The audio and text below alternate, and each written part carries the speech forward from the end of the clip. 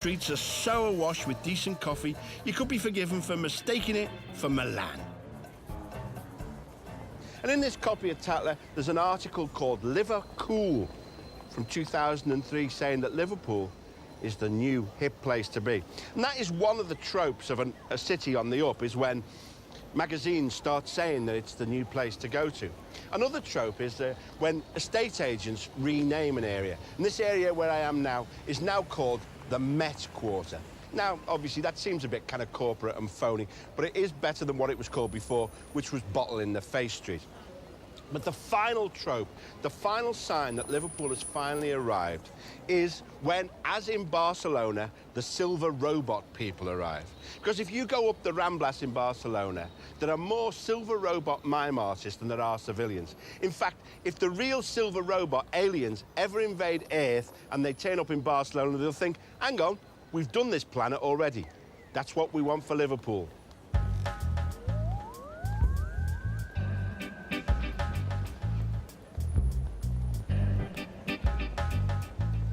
I thought I'd begin the trend, but I only found one follower, and he's our assistant producer. Even without robot people, Liverpool is already beginning to feel like a 21st century metropolitan European city. And this sort of city is defined as much by consumerism and celebrity as it is by high culture. And here at least, Liverpool is ahead of the curve. Nowhere more clearly illustrates this than the shop and institution, Cricket. Its founder, Justine Mills, has been fashion guru to Liverpool for the last decade. Just there and coming through the body. Who would your initial customers have been, and the male customers? Initial customers were people like ourselves, really. It was things that we were looking for and couldn't see out there. We loved our fashion, but there wasn't something that we were looking for ourselves. So it was just, you know, your average Scouser, really. Really? What sorts of jobs would they have had? I mean, just working locally in town, but, you know, from everything from your postman to, like, you know, people working in bars and things like that. It wasn't like the notoriety of the sort of celebrity sort of clientele that we're known for now. Do you think that the postman in, you know, you presumably couldn't open a shop in Northampton for fashionable postmen, or maybe you could, I don't know, really. I mean, but do you think that's like a Liverpool thing, that thing about dressing up? Yeah, definitely. People in Liverpool absolutely love their fashion. And I think you probably even remember when, you know, I know it's a long time since you've lived in Liverpool, but I think it's an ongoing theme when I talk to people. Yeah. Going back, they've always loved their clothes, and they're very much live for the weekend, you know, get dressed up, you get your wages, go and buy a new outfit and go out and enjoy yourself. It's a real party city and loads of fun. I'm looking for something for evening. Is that... Can you show me the stuff over there? Yeah, this is Roberta Cavalli over here, right. So lots of print. Find the girls in Liverpool, they're not afraid to, you know, to be bold, make a bold statement and wear, you know, dress up in pretty colours and things like that. That's the start. Woohoo! I don't think the world's ready for me in a Roberto Cavalli dress just yet, but luckily there's a menswear department too. When you go and meet Calvin Klein's people, what reactions do you get from those people, you know? To be honest with you, when we go internationally to places like New York and to Paris, the reaction's really positive. People are really positive about Liverpool. Obviously, the first note of Liverpool is they ask about the Beatles, and because we're on Matthew Street itself, there's that connection. So there's always a real positive thing. It's more when we go to buy in Britain, really, in London showrooms, where you get a bit more negativity. People like, oh, can people afford those prices in Liverpool? Yeah. Do they buy those things? But we have seen that change in the 14 years. It's all about perception, isn't it, really? Yeah. You know? Yeah. And I think hopefully we've done a lot to change people's perception of Liverpool. Cricket feels very Liverpool to me. The equivalent shop in London would be full of snooty shop assistants and be forbidding to enter. And it's perhaps telling that London is snobbier about the city than New York or Milan. After all, Liverpool has always faced out across the Atlantic rather than look back to London. Cricket is the favourite shop of Liverpool's high society, but it has more of a meaning in the city than just that.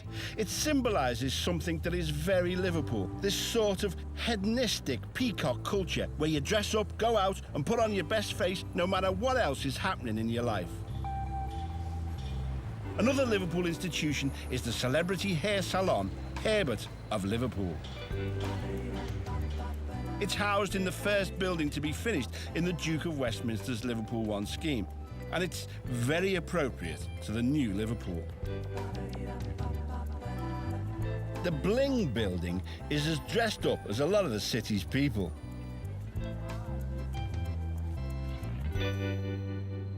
But Herbert isn't a newcomer to the city. He's been running salons since the 1960s and is fiercely proud of Liverpool. Looking out from your kingdom here over Liverpool, if you're called by deed poll Herbert of Liverpool, you haven't changed your name to Herbert of Liverpool. Do you know what it was? Yeah. I used to be called Herbert Hair Fashions, which is very old-fashioned in those days, right? And of course, it was the time when we had, the recession. Yeah. And you'd go on holiday, or you'd go down to London, and the terrible name that you'd be given, oh, you're from Liverpool, you're from Liverpool, And I really was incensed with that. And so I said, right, I'm going to change my name. I'm Herbert of Liverpool, because I'm dead proud of Liverpool. I always have been. That's what you sign checks, Herbert of Liverpool? Well, no, just Herbert. Well, as in Prince, as in Madonna.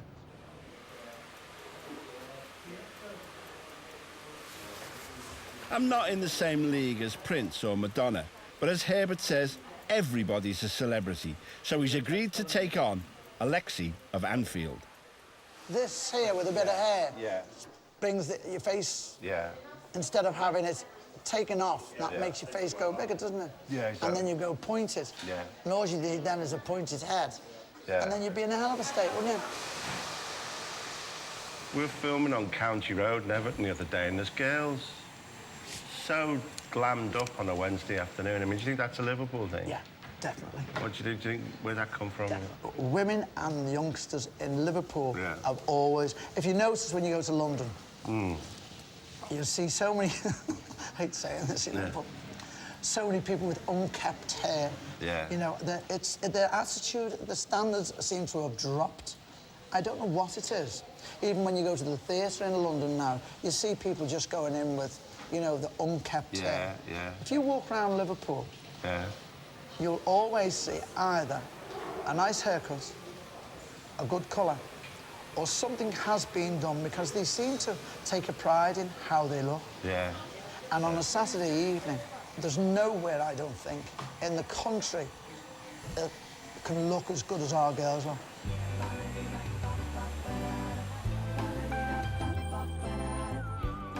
With Liverpool's latest reincarnation, it seems as if the city is becoming a lot more Herbert. A visitor to this new Liverpool would be enraptured by the glossy new world of buying stuff and looking at things. But I find myself worrying about how strong and deep the roots of this reinvention are.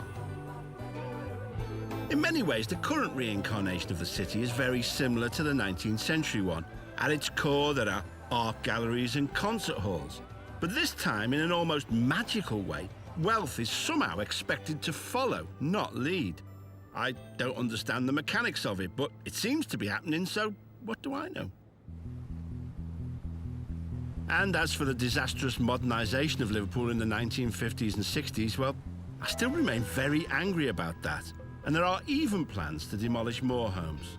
But now, at least in the centre, Liverpool is regenerating itself with a confidence that recalls its 19th century bravura.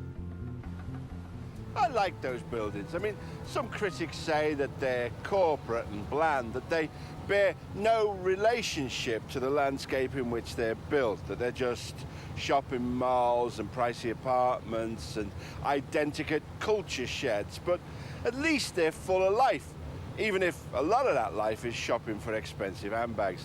And with unemployment still at twice the national average, you do sometimes wonder where the money's coming from. But when any city has had as many near-death experiences as Liverpool's had, then any sign of life has got to be a good thing.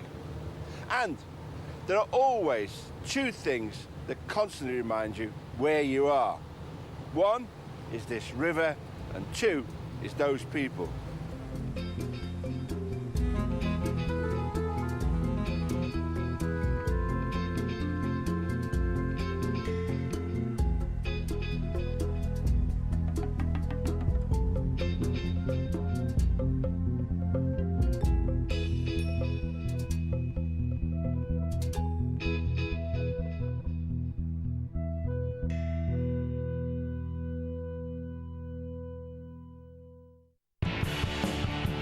Country Live.